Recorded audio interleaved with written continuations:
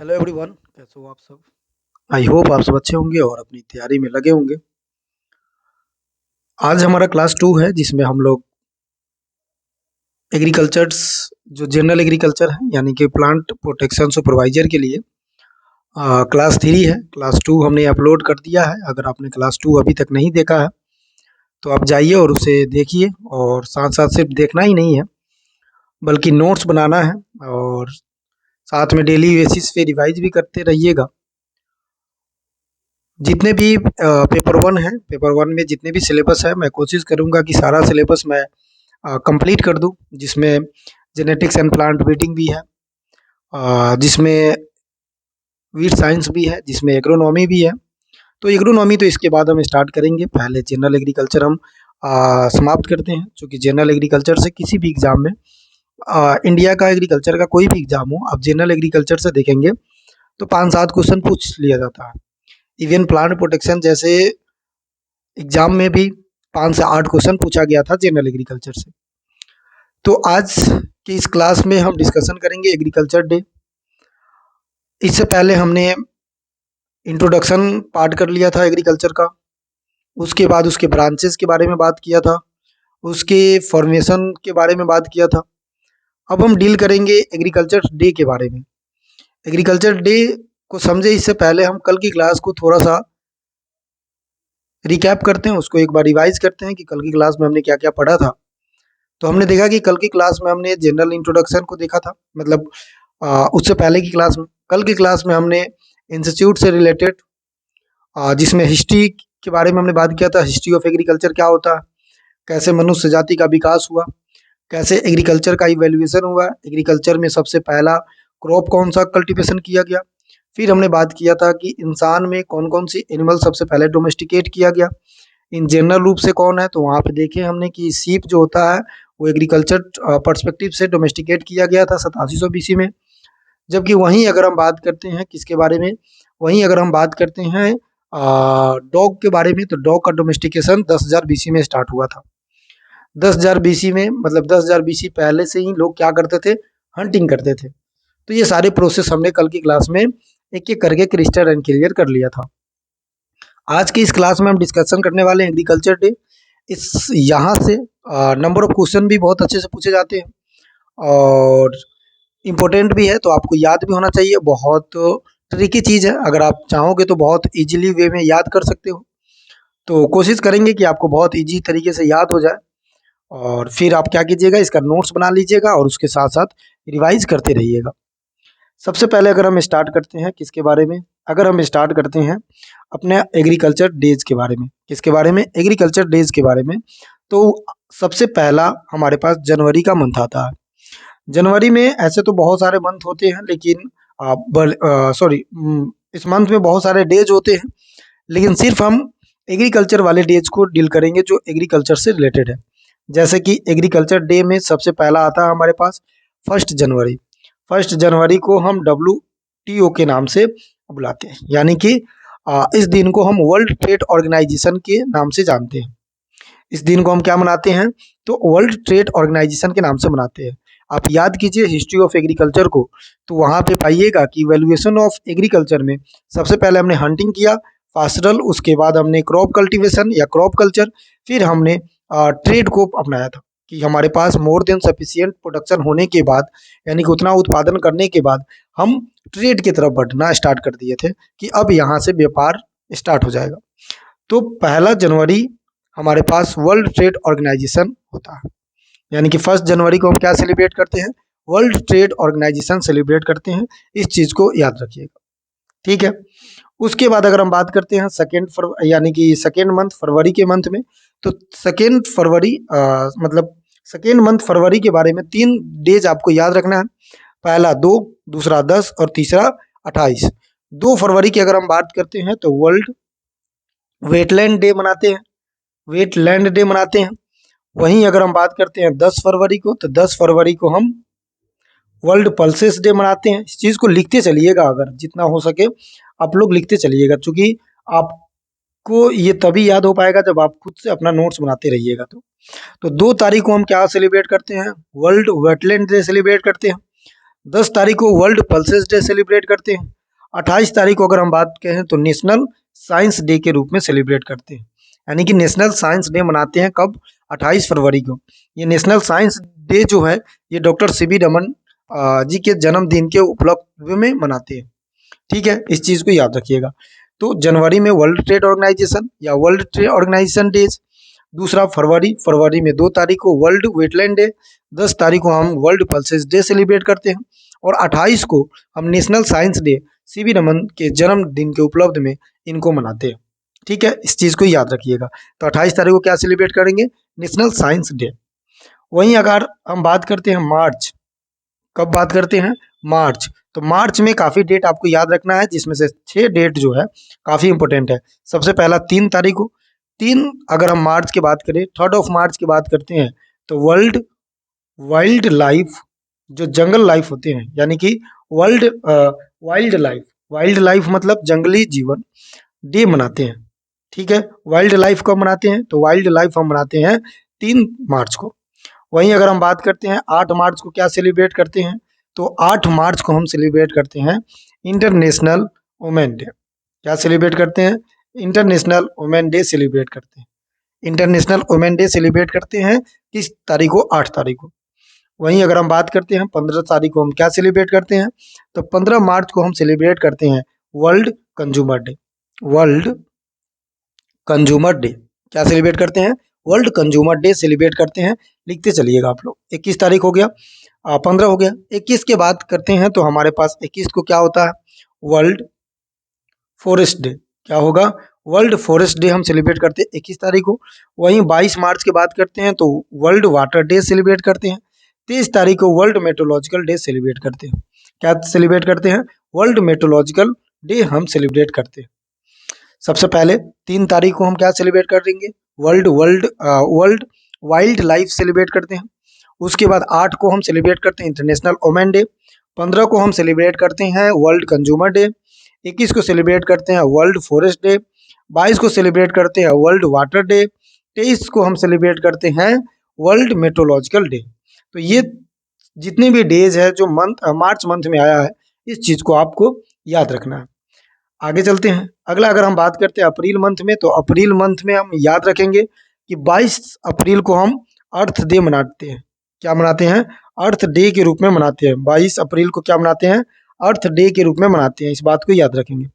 वहीं 24 अगर अप्रैल की बात करते हैं तो आपको याद होगा कि पंचायती राज डे के रूप में मनाते हैं। कब मनाते हैं? पंचायती राज डे के रूप में हम मनाते हैं। और ये पंचायती राज दिवस कब मनाना स्टार्ट हुआ था? तो 2010 से हमने 24 अप्रैल को पंचायती डेज के रूप में मनाते हैं। ये पॉइंट क्लियर है?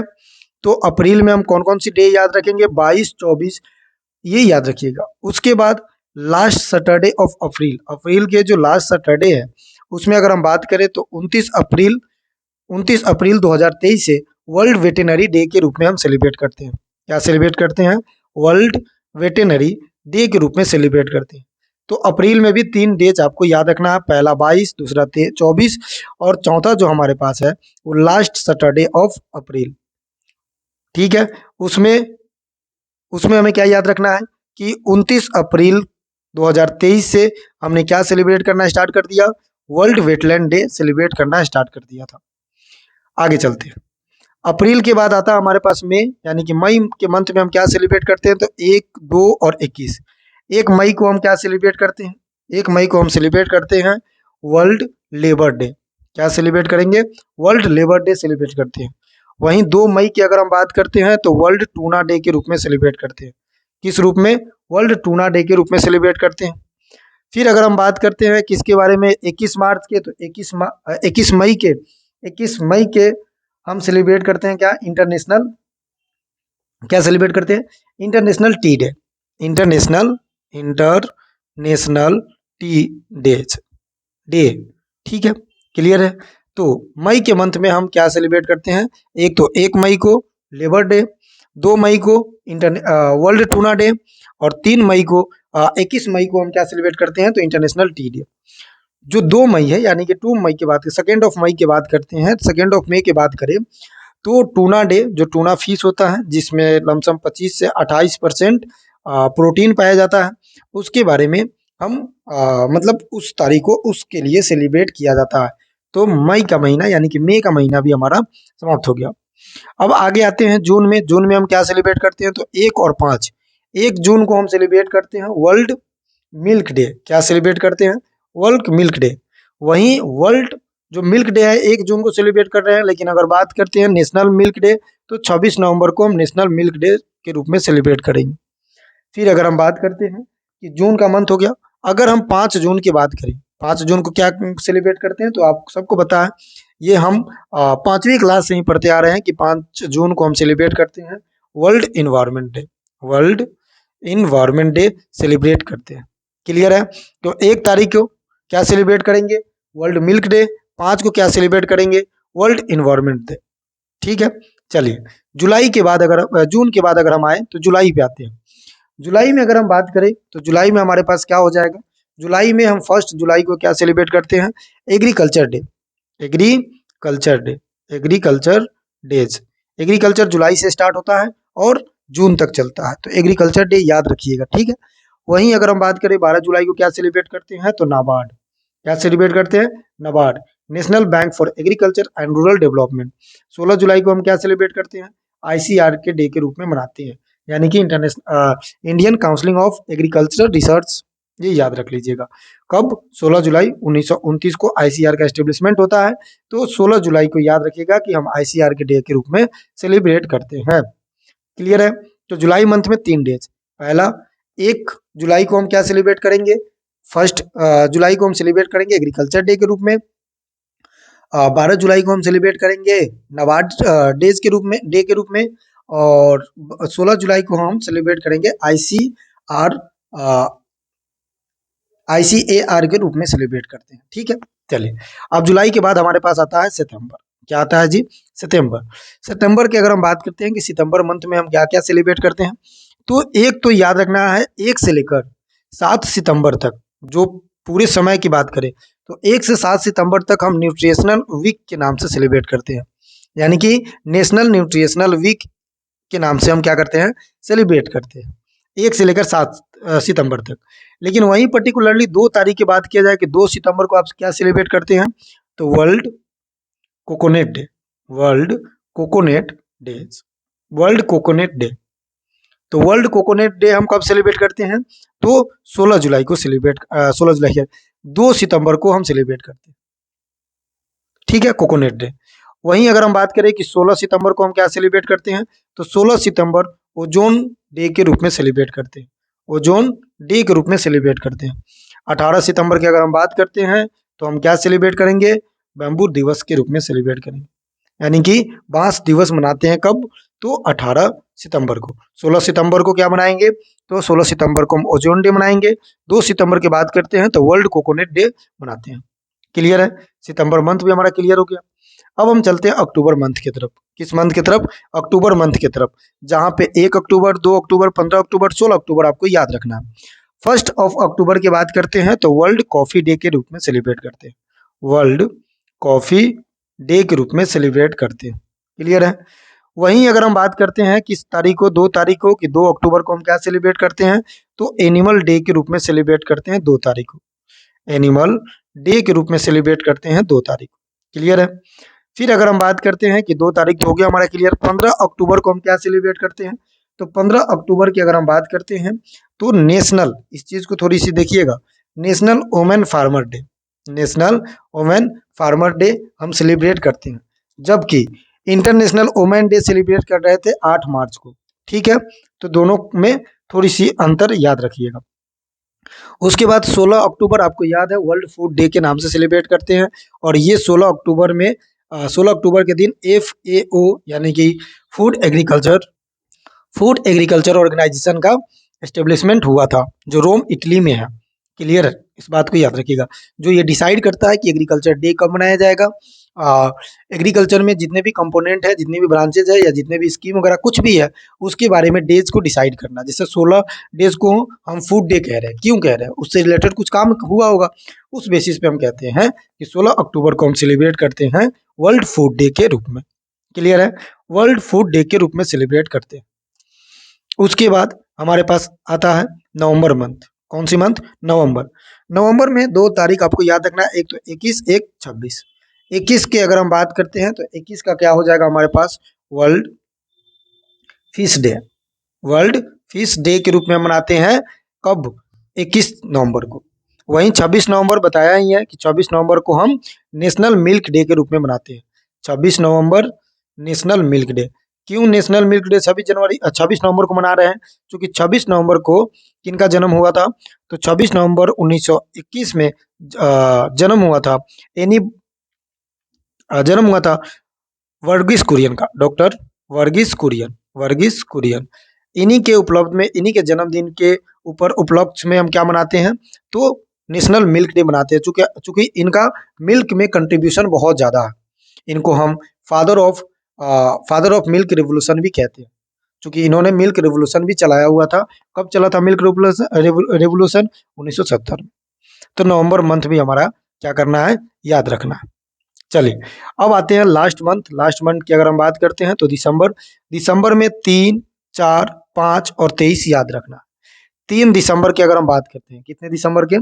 3 दिसंबर की अगर हम बात करते हैं तो 3 दिसंबर में याद रखिएगा नेशनल एग्रीकल्चर एजुकेशन डे के रूप में सेलिब्रेट करते हैं। नेशनल एजुकेशन, वो भी कौन सा एजुकेशन? एग्रीकल्चर एजुकेशन डे के रूप में सेलिब्रेट करते हैं। तो आपसे पूछे कि 3 दिसंबर को हम क्या सेलिब्रेट करते हैं? तो नेशनल एग्रीकल्चर एजुकेशन डे के रूप में सेलिब्रेट करते हैं। वहीं अगर हम 4 दिसंबर की बात करते हैं, कौन से दिसंबर? 4th of December. तो 4th ऑफ दिसंबर को हम क्या सेलिब्रेट करते हैं? एग्रीकल्चर वुमेन डे के रूप में सेलिब्रेट करते हैं। अब यहाँ पे वुमेन के बारे में, यानी कि महिलाएं के बारे में 2 बातें आई। पहला, एक आपसे पूछे इंटरनेशनल वुमेन डे कब मनाते हैं? 8 मार्च को। दूसरा पूछे आपसे कि नेशनल वुमेन फार्मर डे कब मनाते हैं? तो आपको क्या बताना है? आपको बताना है कि नेशनल वुमेन फार्मर डे हम 15 अक्टूबर को मनाते हैं। चौथा आपसे पूछ ले कि आप बताइए कि एग्रीकल्चर वुमेन डे, यहाँ पे फार्मर नहीं है, एग्रीकल्चर वुमेन डे तो हम कब मनाएंगे? 4 दिसंबर को मनाते हैं। अब आते हैं हमारे पास 5 दिसंबर। 5 दिसंबर को हम क्या सेलिब्रेट करते हैं? 5 दिसंबर को सेलिब्रेट करते हैं world soil day. World soil day celebrate करते हैं। वहीं 23 की बात करें तो 23 में हम क्या बनाते हैं? मतलब 23 से लेकर 29 दिसंबर की बात करें, कितने से लेकर कितने तक?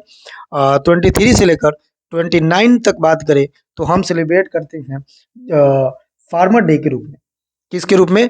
फार्मर डे के रूप में। स्पेशली 23 तारीख को तो हम फार्मर डे के रूप में सेलिब्रेट करते हैं, लेकिन और 23 से जो 29 का समय है, मतलब 29 का दिन है, उसमें हम सेलिब्रेट कर लेते हैं जय किसान, जय जवान, जय किसान, जय विज्ञान, सॉरी, जय किसान और जय विज्ञान के रूप में सेलिब्रेट करते हैं। तो आई होप कि आपको ये पूरे डेज आपको याद हुआ होगा। हमने कोशिश किया है कि वही डेज हम डिस्कशन करें जो एग्रीकल्चर में काफ़ी इंपॉर्टेंट है। कौन सा डेज? जो एग्रीकल्चर में काफ़ी इंपॉर्टेंट है, उसी डेज को हम क्या कर रहे हैं? सेलिब्रेट कर रहे हैं। ईयर्स हमने आपको बता दिया है, डेज हमने आपको बता दिया। तो एग्रीकल्चर डेज को भी बहुत इंपॉर्टेंट देना है, क्योंकि एग्जाम में कभी कभी आपसे पूछ दे कि वर्ल्ड कॉफ़ी डे कब सेलिब्रेट करते हैं, तो याद रखिएगा कब करेंगे, कमेंट में जरूर बताइए, आपको बताया होगा। ठीक है, चलते हैं अब अपने ऑर्गेनाइजेशन की तरफ, मतलब आगे की तरफ। अब इसमें हम बात करेंगे मेजर ऑर्गेनाइजेशन। क्या बात करेंगे? मेजर ऑर्गेनाइजेशन बात करेंगे। मेजर ऑर्गेनाइजेशन में हम देखेंगे कि जैसे जैसे मॉडर्न, चूंकि हम लोग क्या पढ़ रहे हैं अब? मॉडर्न एग्रीकल्चर पढ़ रहे हैं। तो अब इसमें हम ये डील करेंगे कि जैसे जैसे हम एग्रीकल्चर की तरफ बढ़ते हैं, यानी कि मॉडर्न इरा की तरफ बढ़ रहे हैं, तो कौन कौन सी चीज़ें एग्रीकल्चर के लिए करना हमने स्टार्ट कर दिया। क्योंकि जैसे जैसे हमारे पास क्रॉप प्रोडक्शन बढ़ेगा, जैसे जैसे फार्मर इंटरेस्ट लेंगे एग्रीकल्चर में, एग्रीकल्चर प्रोडक्शन में, क्योंकि आपको भी पता है कि एग्रीकल्चर प्रोडक्ट जो प्राइमरी प्रोडक्ट है और सबसे बढ़िया प्रोडक्ट है, लोग सोने से लेकर जगने तक की जो भी प्रोसेस होता है, उसमें एग्रीकल्चर प्रोडक्ट कहीं ना कहीं इन्वॉल्व होता ही होता है।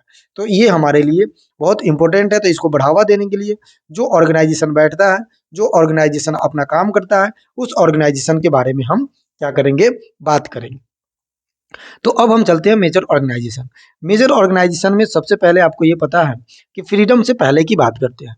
फ्रीडम से पहले जो हमारे पास एग्रीकल्चर हुआ करता था, या एग्रीकल्चर का कंट्रोल, एग्रीकल्चर ही नहीं बल्कि पूरे देश का कंट्रोल फ्रीडम से पहले ब्रिटिश गवर्नमेंट के पास थी, ब्रिटिश सरकार के पास थी। तो ब्रिटिश गवर्नमेंट अपने अनुसार जो भी चीज़ें रहती थी इम्प्लीमेंट करती थी, वो ब्रिटिश गवर्नमेंट अपने अनुसार किया। अब उसमें से कुछ ऐसे भी ऑर्गेनाइजेशन है जिनको हम अपने ऐसे कह सकते हैं कि फ्रीडम के बाद हमने फ्रीडम के बाद कहाँ आना स्टार्ट कर दिया, हमने फ्रीडम के बाद उस पे अपना खुद से ऑर्गेनाइजेशन बनाना, अपना उस चीज़ ऑर्गेनाइजेशन अगर कोई ठीक है तो उसका नाम चेंज कर देना और उसमें कुछ इम्प्लीमेंट लाना, अपने एग्रीकल्चर में क्या क्या चीज़ें ला सकते हैं, ये सब क्या हो जाएगा, ऑर्गेनाइजेशन का पार्ट हो जाएगा। मेजर ऑर्गेनाइजेशन बहुत ज़रूरी है। ऑर्गेनाइजेशन के फंक्शन, ऑर्गेनाइजेशन के एस्टेब्लिशमेंट ईयर, ऑर्गेनाइजेशन के चेयरमैन, ऑर्गेनाइजेशन के डीजी, ये सब आपको थोड़ी बहुत याद रखना पड़ेगा। उतना डेप्थ में तो नहीं, लेकिन फिर भी थोड़ी बहुत याद रखना पड़ेगा उसका नाम क्या है, नहीं है। सबसे पहला हमारे पास आता है नबार्ड। क्या आता है? नबार्ड।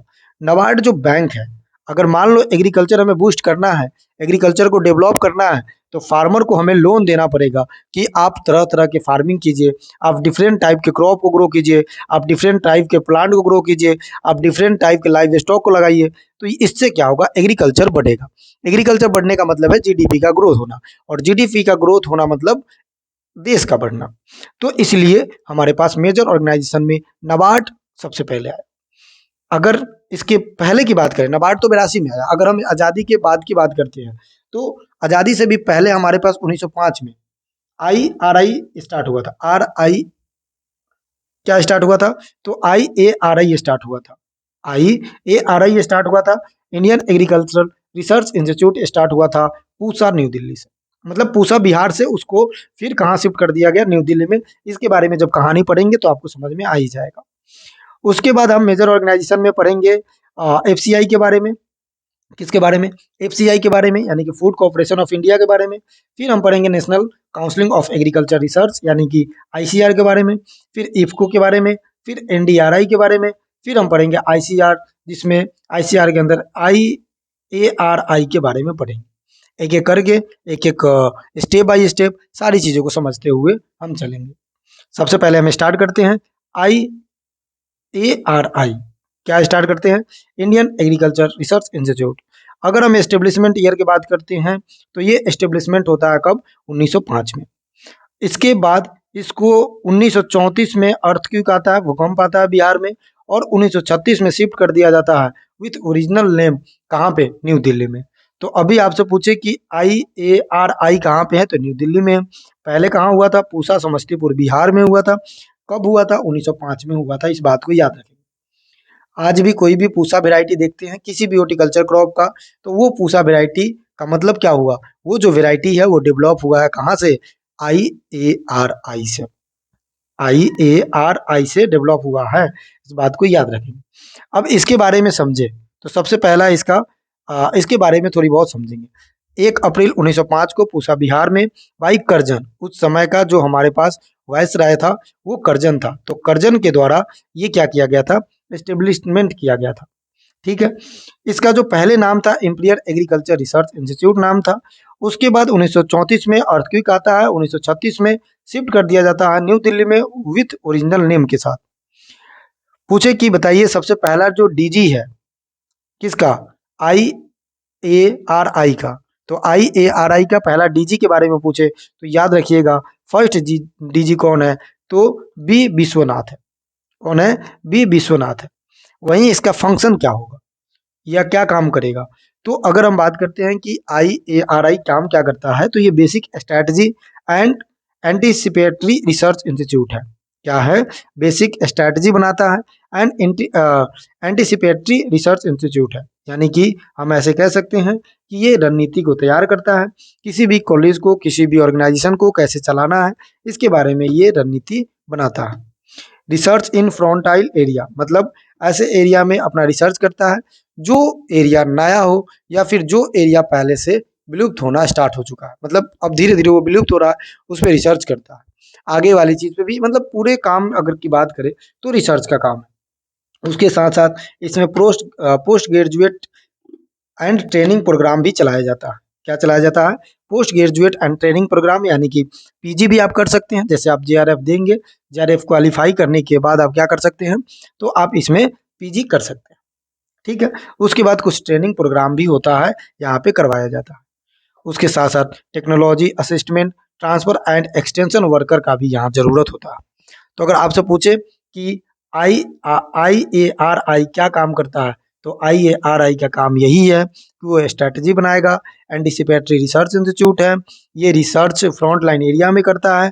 उसके साथ साथ पोस्ट ग्रेजुएट ट्रेनिंग प्रोवाइड करता है। Technology असिस्टमेंट transfer and education extension का भी काम कौन करता है, तो ये करता है, जिसका नाम क्या है, IARI, जो 1905 में बिहार में शिफ्ट हुआ था। तो दोनों चीज याद रखेंगे कि शिफ्ट मतलब एस्टेब्लिशमेंट कहाँ हुआ था, और शिफ्टिंग न्यू दिल्ली में कब हुआ था, 1936 में। क्यों? चूंकि 1934 यानी कि 1934 में अर्थक्वेक आ गया था बिहार में। चलिए, ये हमने पहला पॉइंट समझ लिया। पहला हमने ऐसे कह सकते हैं कि पहला हमने मेजर ऑर्गेनाइजेशन में रिसर्च इंस्टीट्यूट समझ चुके हैं। ठीक है, चलिए अब हम पढ़ते हैं किसके बारे में, ICR के बारे में। देखो, अगर हम बात करें कि किसके बारे में, मान लो थोड़ा सा अगर और हम आपसे डिस्कशन करें, वैसे तो डिस्कशन करेंगे तो बहुत है, IARI इतना ही नहीं है, बहुत है। उसमें थोड़ा सा और हम आपको बता देते हैं, आप लोग नोट कर लीजिएगा कि ये तो चलो ठीक है, हमने बताया कि ये किसके द्वारा एस्टेब्लिशमेंट किया गया था। तो लॉर्ड, जिसे कर्जन कहते हैं, लॉर्ड तो क्या ही कहें, लॉर्ड नहीं कह सकते, हम कर्जन नाम से बुलाते हैं इनको। कैसे हम भगवान मान, तो कर्जन के नाम से बुलाते हैं। कर्जन उस समय क्या थे, वाइस राय थे। क्या थे, वाइस राय थे। तो वाइस राय ने इसको क्या किया, एस्टेब्लिशमेंट किया। अच्छा, इसके पीछे की कहानी ये है कि जो कर्जन का वाइफ था, जिसे हम लेडी कर्जन के नाम से जानते हैं, ये यूएसए गई। कहाँ गई, यूएसए गई। ठीक है, इस चीज को याद रखिएगा। यूएसए का उसका एक फ्रेंड है जिसका नाम था एच फिलिप्स। फिलिप्स, क्या नाम था, एच फिलिप्स। कहाँ का था, यूएसए का था। अब वो इंडिया आता है घूमने, कौन सा, एच फिलिप्स आता है इंडिया घूमने। और जैसे वो इंडिया घूमने आता है, एक मिनट रुकिएगा, जैसे वो इंडिया घूमने आता है तो वहां पे ये क्या करता है, डोनेट करता है 3,000, मतलब 30,000 पाउंड डोनेट करता है। किसको, लेडीज कर्जन को डोनेट करता है। और कर्जन को डोनेट करता है कि आप जाओ और ICR जैसे संस्थान को क्या करो, स्टेबल करो, एस्टेब्लिशमेंट करो। तो उसके द्वारा ये एस्टेब्लिशमेंट किया गया था। ठीक है, तो एच फिलिप्स जो नाम है, जिसे हम जो कहाँ के था, यूएस के था। तो इस चीज से याद रखिएगा कि किसने दिया था, डोनेट किसने दिया था। हालांकि ये क्वेश्चन पूछा नहीं जाता है, लेकिन जो पूसा नाम लगा हुआ है, जैसे पूसा हम पढ़ते हैं ना, तो पूसा में जो पी है वो फिलिप्स है। फिलिप, ठीक है, फिलिप्स है। कौन है, फिलिप्स है, पी फॉर फिलिप्स। और पूसा यानी कि USA, यानी कि ये यूएसए से था, इसलिए इसका नाम पूसा रखा गया। आज भी कोई वैरायटी आता है तो इसी तरह से आता है, इस चीज को याद रखेंगे। अब जब ये एस्टेब्लिशमेंट हुआ था, उस समय इसका नाम क्या था, उस समय इसका नाम एग्रीकल्चर रिसर्च इंस्टीट्यूट था। ARI ही था। क्या था, ARI ही था। 1911 में इसको चेंज करके IIAR रख दिया गया, यानी कि imperial research of agriculture research रख दिया गया। Inferior institute of agriculture research रख दिया गया। क्या रख दिया गया, inferior institute of agriculture research रख दिया गया। फिर 1911 के बाद 1911 के बाद 1919 में इसका नाम बदलकर IARI रख दिया गया, यानी कि imperial research imperial imperial agriculture research education रख दिया गया। 1934 में अर्थक्वेक आता है, 15 जनवरी को 1934 में से शिफ्ट कर दिया जाता है। और आज़ादी के बाद, फ्रीडम के बाद इसका नाम चेंज करके क्या रखा जाता है, तो नाम चेंज करके इंपेरियर को एग्रीकल्चर किया जाता है। ठीक है, थोड़ी बहुत हमने कहानी बता दी है, तो आप लोग सुनकर क्या कीजिएगा, इसको नोट डाउन कर लीजिएगा। अब हम पढ़ते हैं किसके बारे में, ICR के। चलिए, अब हम बात करते हैं ICR के बारे में, Indian counselling of agriculture research. किसके बारे में बात करेंगे, Indian counselling of agriculture research. हालांकि इसका भी नाम पहले imperial counselling of agriculture research रखा गया, बाद में हम इसे क्या, हमने क्या किया, इनका नाम चेंज कर दिया गया। अब इसके बारे में हम समझते हैं और पूरे बहुत अच्छे तरीके से समझते हुए चले। सबसे पहले आपसे पूछे इसके बारे में बताइए कि ये है क्या, तो ये एक अपेक्स बॉडी है। क्या है, अपेक्स ऑटोनोमी बॉडी है। ऑटोनोमस बॉडी का मतलब है कि उसका अपना एक रूल रेगुलेशन होगा, उसका अपना एक तौर तरीका होगा, उसमें सरकार का कोई हस्तक्षेप नहीं होगा, सरकार उसमें इन्वॉल्व नहीं होगा, सरकार का कोई कमिटमेंट नहीं होगा, सरकार कोई रूल रेगुलेशन नहीं ला सकती है। बस जो फंडिंग होगा वो फंडिंग दे दिया जाएगा। ये ऑटोनोमस बॉडी ही क्या करेगा, अपने रूल के अकॉर्डिंग अपने हिसाब से चलेगा। ठीक है, जो कोऑर्डिनेट करता है, गाइड देता है एंड मैनेजिंग करता है research and education in agriculture, जिसमें horticulture, animal science, fisheries and other जो ब्रांचेज है उसको क्या करता है, रेगुलेट करने का काम करता है। आईसीआर एस्टेब्लिशमेंट कब होता है, तो 16 जुलाई 1929 को ये स्टेबल होता है, मतलब एस्टेब्लिशमेंट होता है। फर्स्ट आईसीआर का अगर डीजी पूछे तो क्या हो जाएगा, बीपी पाल हो जाएगा। और डियर का भी एस्टेब्लिशमेंट किया गया। देखो पहले डियर का एस्टेब्लिशमेंट किया गया था आईसीआर के अंदर, अब डियर कंट्रोल करता है आईसीआर को। डियर क्या होता है, department of agriculture and education. क्या होता है, department of agriculture and research education. ठीक है, क्या होगा, department of agriculture and research education. तो ये अब कंट्रोल करता है किसको, आईसीआर को। ये चीजें आप थोड़ी बहुत याद रख लीजिएगा। अब हुआ क्या कि 1973 में, कितना याद रखिएगा, 1973 में, चूंकि आईसीआर पहले बन चुका है, 1973 में डेयर बना। और डेयर जो होता है वो होता है department of agriculture research and education, यही होता है। अब ये क्या काम काम करता है डेयर, ये मिनिस्ट्री ऑफ एग्रीकल्चर, मतलब मिनिस्ट्री ऑफ एग्रीकल्चर के अंदर ये डेयर आता है। अब डेयर के अंदर क्या आता है, आईसीआर आता है। इस चीज को याद रखें, डेयर के अंदर क्या आता है, आईसीआर आता है। यानी कि आईसीआर को कंट्रोल कौन करता है, डेयर, और डेयर को कंट्रोल कौन करता है, तो हमारे पास मिनिस्ट्री ऑफ एग्रीकल्चर करता है। क्लियर है। अब आईसीआर का जो प्रेसिडेंट है वो कौन होता है, तो आईसीआर का प्रेसिडेंट होता है यूनियन मिनिस्टर ऑफ एग्रीकल्चर। कौन होता है, यूनियन मिनिस्टर ऑफ एग्रीकल्चर। अब यूनियन मिनिस्टर ऑफ एग्रीकल्चर कौन है, तो शिवराज सिंह चौहान है। इस बात को याद रखिएगा, कौन है, शिवराज सिंह चौहान है। अब आपसे पूछे कि फर्स्ट प्रेसिडेंट कौन है, मतलब जो प्रेसिडेंट होता है आईसीआर का। अभी तो आपने कह दिया कि यूनियन मिनिस्ट्री ऑफ एग्रीकल्चर है, जो शिवराज सिंह चौहान है प्रेजेंट टाइम में। लेकिन फर्स्ट कौन था, तो याद रखिएगा, सर अबीबुल्ला, सर अबीबुल्ला याद रख लीजिएगा। क्या याद रखिएगा, सर अबीबुल्ला। इनको फर्स्ट प्रेसिडेंट ऑफ आईसीआर बनाया गया था, अबीबुल्ला। ठीक है, याद हो गया। उसके बाद चलिए, ये चीजें आपको थोड़ी बहुत क्या करना है, याद रखना है। आपसे पूछे फर्स्ट प्रेसिडेंट कौन था, तो याद रखिएगा अबीबुल्ला फर्स्ट प्रेसिडेंट थे, इनको बनाया गया था।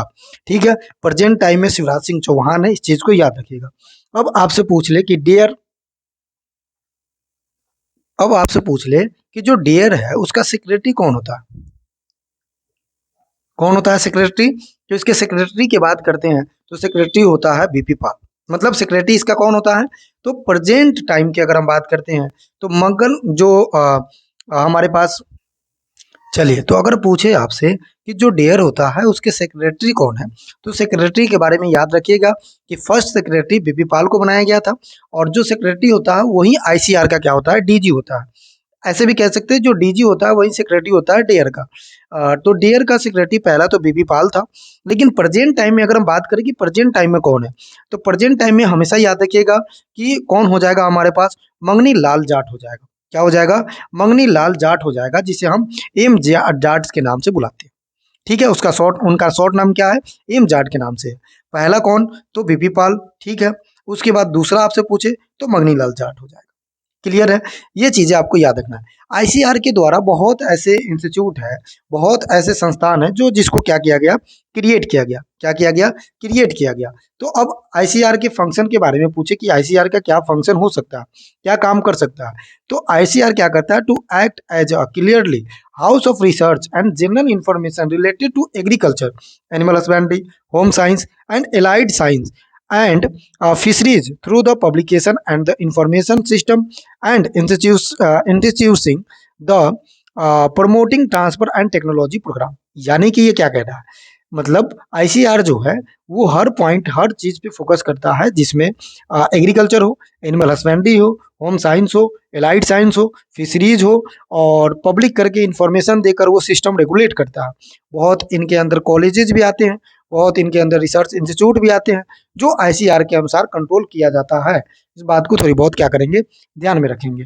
तो हमारा दूसरा फंक्शन क्या, मतलब दूसरा हमारे पास कौन सा ऑर्गेनाइजेशन खत्म हो गया, एक तो आईसीआर, और एक हमारे पास क्या हो गया, तो एक हमारे पास हो गया ए आई A R I, I A R आई। ठीक है, इसके बारे में थोड़ी बहुत आपको क्या करना है, याद रखना। चलिए, अब हम तीसरा कंपोनेंट या तीसरा ऑर्गेनाइजेशन पे चलते हैं, जहां तीसरा ऑर्गेनाइजेशन बताता है ministry of agriculture and farmer welfare.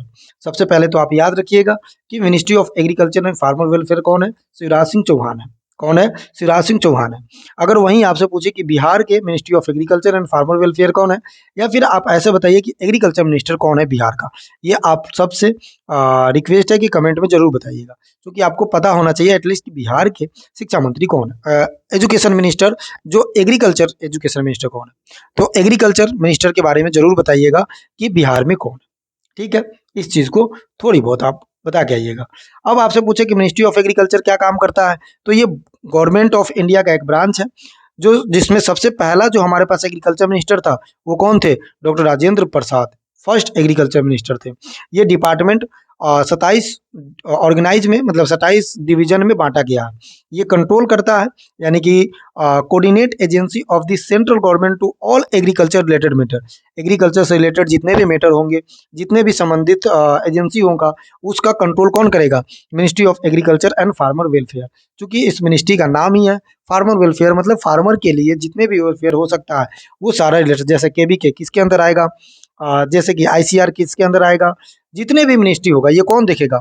ये सब जितने भी संस्थान होगा इसको कौन देखेगा? Ministry of farmer and ministry of agriculture and farmer welfare देखेगा। अभी अगर प्रेजेंट टाइम में बात करें तो शिवराज सिंह चौहान प्रेजेंट टाइम पे है। इससे पहले कौन था? तो अर्जुन मुंडा था। कौन थे? कौन था नहीं, कौन थे? अर्जुन मुंडा। और इससे भी पहले पूछे कि अर्जुन मुंडा से पहले भी कौन थे, तो याद हमेशा रखिएगा कि अर्जुन मुंडा से पहले नरेंद्र सिंह तोमर थे। नरेंद्र सिंह तोमर थे। चलिए, तो ये भी हमारा क्लियर हो गया। अब हमारे पास आता है एमडीआई। एमडीआई क्या होता है?